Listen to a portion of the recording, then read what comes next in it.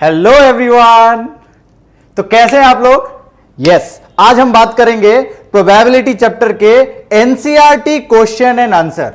Last lecture में, जो कि पहला लेक्चर में हमने इंट्रोडक्शन के बारे में बात करा था, आज जो हमारा सेकेंड लेक्चर है वो है एनसीईआरटी के क्वेश्चन एंड आंसर्स। तो चलो एनसीईआरटी देखो, एनसीईआरटी अभी जरूरी है। मुझे पता है कि इस बार एमसीक्यू आने वाले हैं चैप्टर्स, सीबीएसई ने जो न्यू पैटर्न जो निकाला है, लेकिन एनसीईआरटी करने के बाद फिर हम एमसीक्यूज को भी हम डिस्कस करेंगे, ठीक है ना। चलो पहला एक्सरसाइज 15.1, एक ही एक्सरसाइज है, निपटा देंगे जल्दी से जल्दी, ठीक है, भले ही आज कंप्लीट नहीं हो पाएगा। चलो, तो कंप्लीट द फॉलोइंग स्टेटमेंट। क्या है? Probability of an event E plus probability of the event not E. इसका मतलब क्या है? इसका मतलब कि P ऑफ E, मैंने इंट्रोडक्शन में यह बताया था कि P of E plus P of E not equals to क्या होगा? इन दोनों को, मतलब प्रोबेबिलिटी जो हुआ और जो नहीं हुआ, दोनों का जब भी हम सम करेंगे तो उसका होता है आंसर 1 हमेशा। तो यानी कि इसका जो आंसर होगा वो क्या होगा? 1 होगा। ठीक है, क्लियर है? चलो, समझ में आ गया होगा शायद क्या आ ही गया होगा, पढ़ा कौन रहा है यार।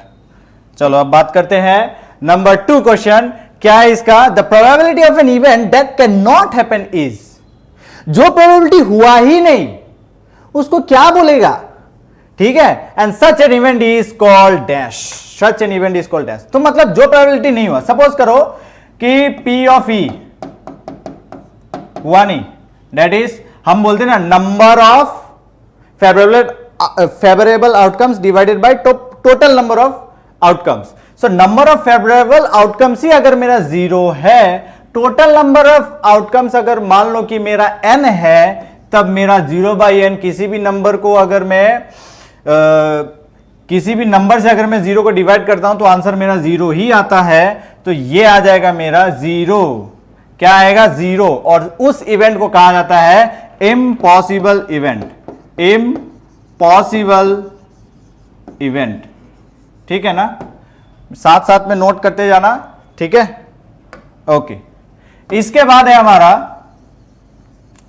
थर्ड क्या कहता है कि the probability of an event that is certain to happen is.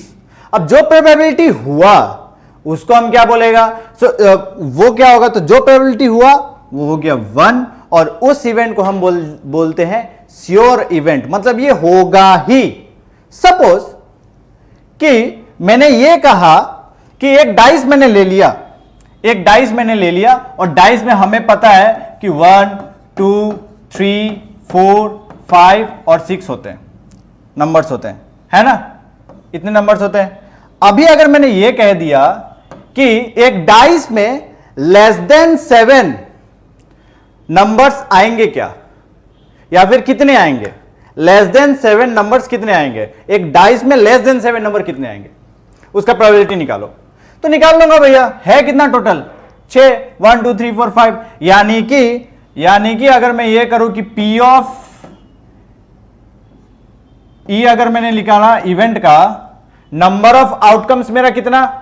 Favourable outcome 6 upon total number of outcomes मेरा कितना? 6। कैंसिल करो, आ गया 1। और ये तो होना ही है कि टोटल भैया 6 ही होता है डाइस में, ठीक है। मतलब क्वेश्चन को जिस तरीके से सेट किया जाए कि वो होगा ही, ठीक है, तो उसे हम क्या बोलेंगे? Sure event. क्या बोलेगा? श्योर इवेंट बोलेगा। समझा क्या? ठीक है, अब आगे बढ़ते हैं। चौथा क्वेश्चन क्या है? एक मिनट रुक जाओ, इसको मिटा लिया। चौथा नंबर क्या पूछता है कि the sum of the probabilities of all the elementary events of an experiment is. मतलब प्रोबेबिलिटी जो हो रहा है, जो हुआ प्रोबेबिलिटी और जो नहीं हुआ, दोनों को मिला के सम कितना है? अल्टीमेटली ना इसी क्वेश्चन को ना घुमा के पूछ दिया है, और कुछ नहीं है। इसी रोमन नंबर 1 को ही घुमा के पूछा है, और कुछ नहीं। So sum of the probabilities of all the elementary event of an experiment is. किसी भी एक्सपेरिमेंट का, ठीक है, प्रोबेबिलिटी हमेशा 1 होता है, एक से ज्यादा कभी होगा नहीं। अब ये जो लास्ट जो पूछा है ना बहुत इंपॉर्टेंट है, एमसीक्यू में ये जरूर पूछेगा, ठीक है, जहां तक हमको लगता है पूछ सकता है भाई। अब सीबीएसई ने क्या किया, बेसिक और स्टैंडर्ड भी है उनमें, तो बेसिक में तो ये भैया 100% चांस है कि आएगा, बेसिक वाले जो भी स्टूडेंट्स है, ठीक है। सो द अच्छा चलो अब हम बात कर लेते हैं इसके। So the probability of an event is greater than और equal to dash and less than और इक्वल टू डैश। बहुत सारे बच्चे ग्रेटर देन और इक्वल टू में भी कंफ्यूज रहते हैं, पहले हम उसको समझते हैं। देखो क्या बोला है, the probability of an event, किसी भी इवेंट का प्रोबेबिलिटी होता क्या है, ग्रेटर देन और इक्वल टू व्हाट, तो ग्रेटर देन और equal to 0 and less than और इक्वल टू 1। अब इसको दूसरे वे में अगर हमें लिखना हो तो 0 इज सॉरी हाँ yes, probability of an event is greater than equal to 0 से बड़ा and less than equal to 1। Probability of an event is greater than, ये पी ऑफ ई बड़ा हुआ, ग्रेटर देन और इक्वल टू 0, मतलब या तो प्रोबेबिलिटी 0 होगा या फिर 0 से बड़ा होगा, ना ही और नहीं तो 1 होगा और 1 से छोटा होगा। इससे मतलब इसी के अंदर में वो प्रोबेबिलिटी आ जाएंगे, ठीक है ना। बस इतना ही था, ठीक है। समझ में आया क्या, इसको फटाफट नोट कर लो, नोट कर लिया होगा, ठीक है। नहीं क्या होगा तो वीडियो को थोड़ा पॉज करके नोट कर लेना। अब हम आगे बढ़ते हैं, कंफर्म नेक्स्ट। अरे यार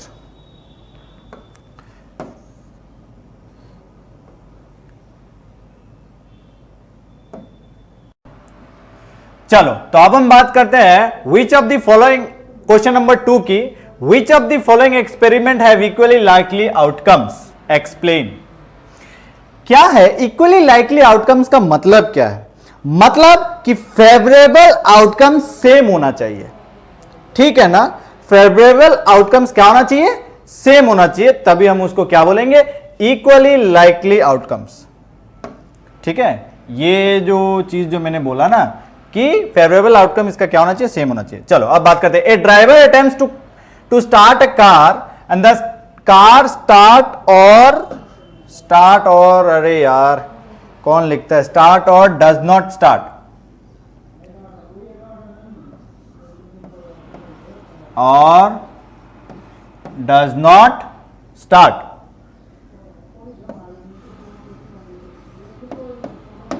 चलो तो अब हम बात करते हैं a driver attempts to start a car and the car starts और डज नॉट स्टार्ट। एक ड्राइवर है और उस कार को स्टार्ट कर रहा है, अब वो स्टार्ट होगा कि नहीं होगा, अब वो डिपेंड करता है कि वो कार नया है या फिर वो पुराना है, या फिर वो ड्राइवर कैसा है, एक्सपीरियंस है कि नहीं है, या फिर वो एकदम एक्सपीरियंस बंदा है, ड्राइविंग में एकदम फुसफास करके एकदम निकाल देता है गाड़ी, ठीक है। सो ये ना कई सारे फैक्टर्स पे डिपेंड कर रहा है। तो जब कई सारे फैक्टर्स पे डिपेंड करेगा तब हम इसको इक्वली लाइकली आउटकम्स नहीं बोलेंगे, ठीक है ना। इक्वली लाइकली आउटकम्स का मतलब यह था कि सिर्फ फेवरेबल आउटकम्स जो होगा उसका सेम होना चाहिए, लेकिन यहां पे वो नहीं हो रहा है, ठीक है। हो सकता है कि वो कार नया हो, या हो सकता है वो पुराना हो, या फिर वो ड्राइवर ढंग का नहीं हो, या फिर ये भी हो सकता है कि फ्यूल नहीं हो उस कार में, तो स्टार्ट कैसे होगा भाई, गाड़ी में पेट्रोल ही नहीं। और आजकल महंगाई तो भैया देखते ही हो, मोदी जी को तो भाई सलाम है, ठीक है। चलो अब बात करते हैं ए ड्राइवर अटेम्प्ट्स, अच्छा चलो अब इसका आंसर लिख लेते हैं। सो क्या होगा, it is not an equally likely outcomes, it is not an equally likely outcomes, ठीक है। It is not an equally likely outcomes as it depends on various factors, as it depends on various factors such as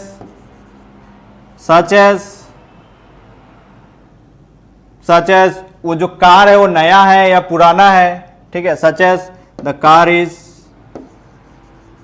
the car, अरे केयर हो गया भगवान, the car is new, old, ठीक है, new old, या फिर फ्यूल नहीं है, no fuel, the car have no fuel, ETC. ठीक है, तो इन सारे फैक्टर्स पे क्या कर रहा है, डिपेंड कर रहा है।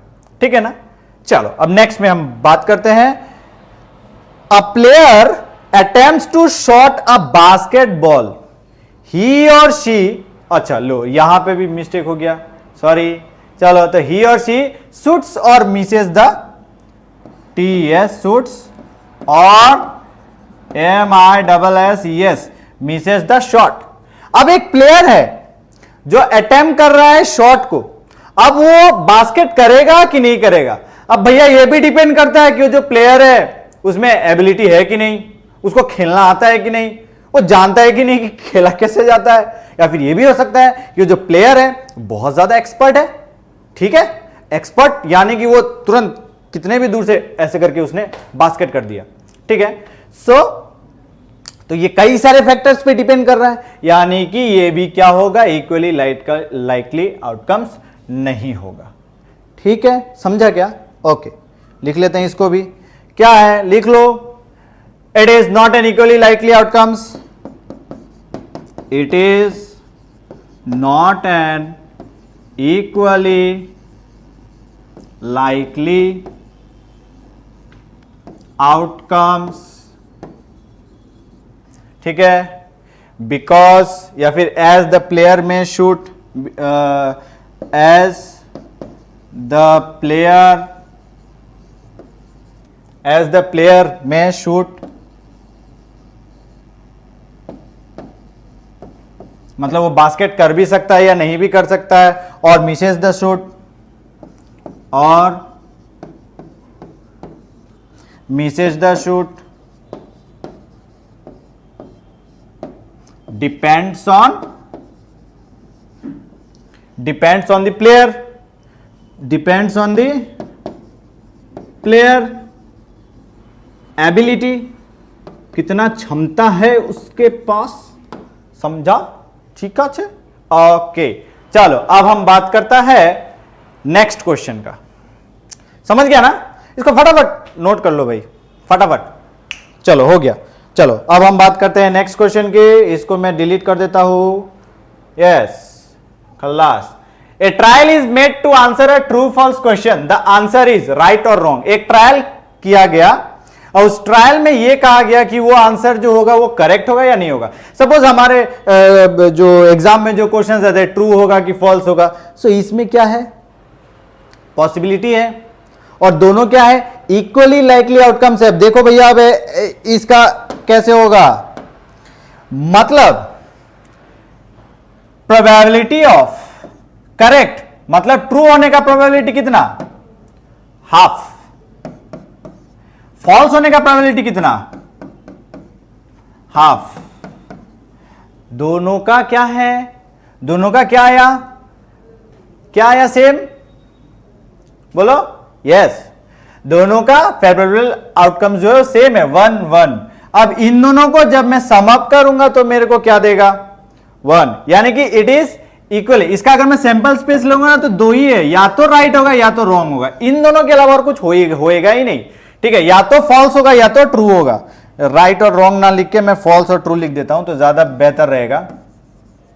ठीक है, ट्रू और फॉल्स लिख देता हूं तो ज्यादा बेटर रहेगा। ठीक है, सो ये क्या हो जाएगा, it is equally likely outcomes, it is equally likely outcomes।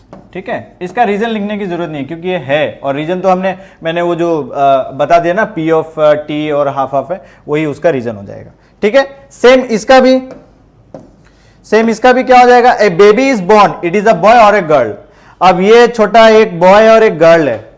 अब एक बेबी बॉर्न होगा, या तो दो चांस है, या तो लड़का होगा या तो लड़की होगा, दो में से कोई एक ना तो होगा ही डेफिनेटली। तो चांसेस क्या है, यानी कि प्रोबेबिलिटी ऑफ बॉय होने का चांस कितना, हाफ, प्रोबेबिलिटी ऑफ गर्ल होने का चांस कितना, हाफ। मतलब मतलब नंबर ऑफ फेवरेबल आउटकम्स दोनों में क्या आ रहा है, सेम आ रहा है, 1 और 1, ठीक है, और टोटल तो 2 है, ठीक है। सो ये भी क्या हो जाएगा, इट इज इक्वली लाइकली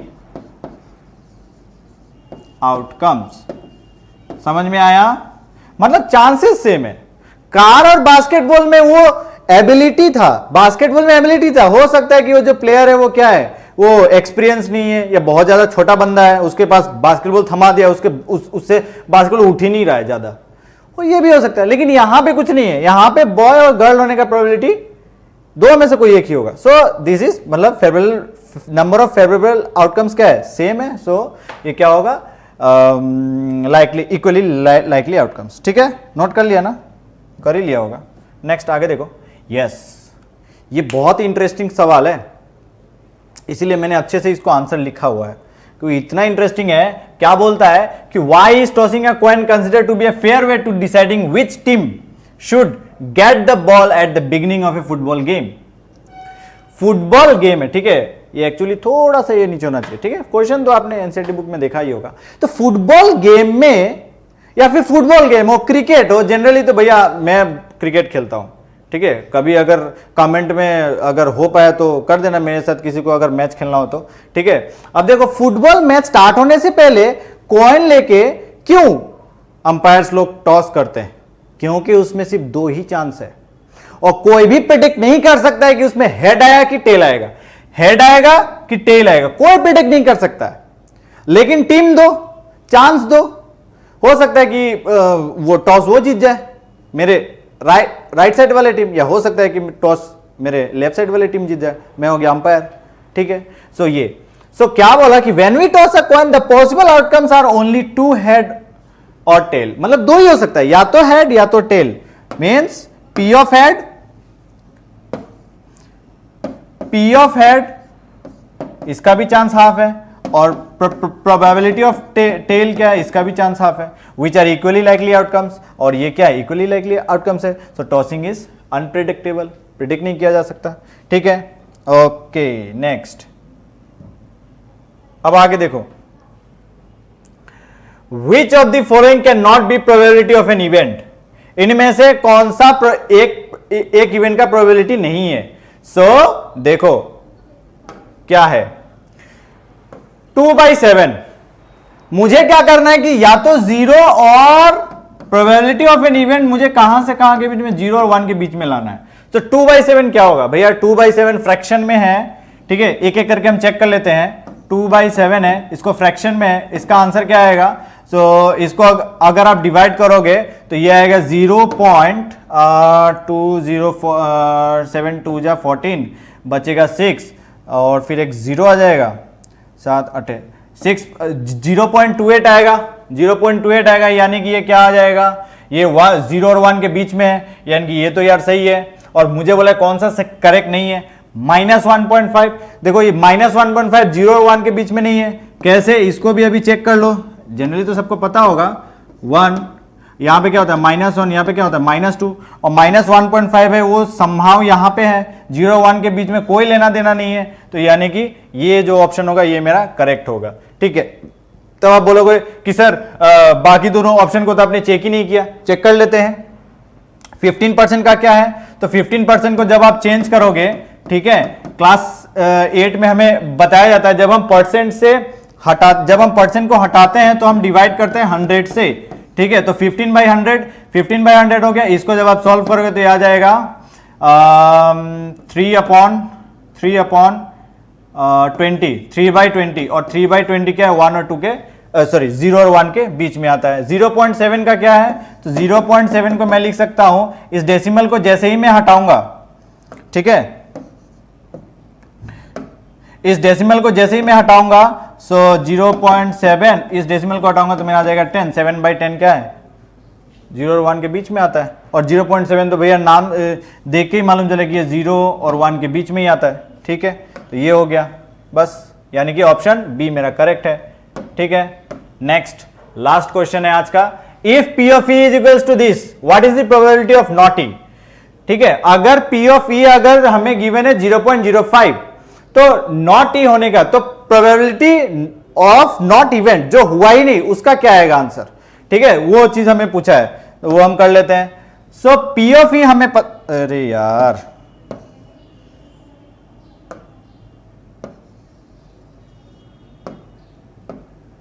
तो क्या है, मेरे को मालूम क्या, पी ऑफ ई लिखेंगे given P of E is equals to 0.05, ठीक है। नॉट ई क्या होगा, सो हमें एक फॉर्मूला पता है, वी नो दैट कि P of E plus P of not E is equals to 1, ठीक है, हमें ये पता है।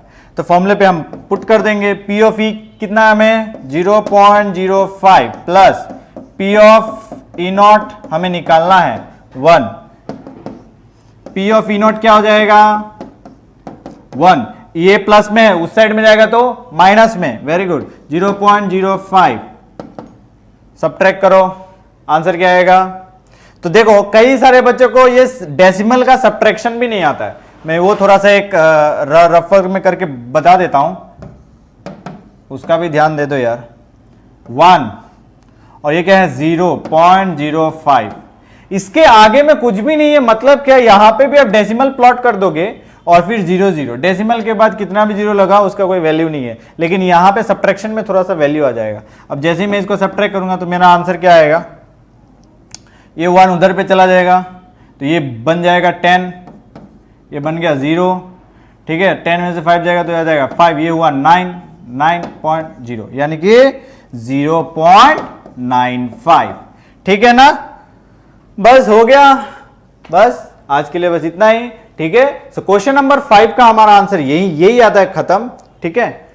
थैंक यू, ठीक है। अब हम नेक्स्ट क्लास में, नेक्स्ट लेक्चर में हम क्वेश्चन नंबर 6 से आगे बढ़ेंगे, ठीक है। Bye bye.